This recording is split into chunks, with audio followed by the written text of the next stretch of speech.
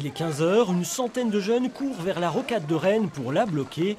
Ils ne sont ni armés ni menaçants lorsque la charge survient. Le premier coup de matraque est pour un confrère photographe. C'est vous, allez, poussez-vous, c'est bon, monsieur. Putain, merde! Laissez-nous faire notre travail. Tandis que les journalistes sont pris à partie en tête de manif, à l'arrière, la charge blesse au moins 3 jeunes. Ils ont ouvert les vitres des fourgons et grand coup de matraque. Mais on tape n'importe où du moment qu'on tape. Et les autres fourgons qui étaient derrière, c'était les grands coups de gazèse. Et j'emploie bien le mot du matraquage. Ce n'est pas du maintien de l'ordre, c'est du matraquage. Peu avant 14 h, un second cortège parti au matin du quartier des Longchamps rejoint la manifestation devant la préfecture Beauregard.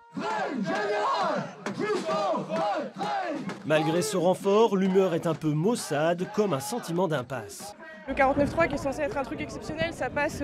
Maintenant, ça devient normalisé, ça devient. Voilà, l'accord du Parlement, en fait, on s'en fiche. L'accord du peuple, on s'en fiche. On passe nos trucs comme ça, tranquille. C'est un truc qu'on peut pas accepter. Ce sont des dizaines d'heures de débats parlementaires, 80 environ au total.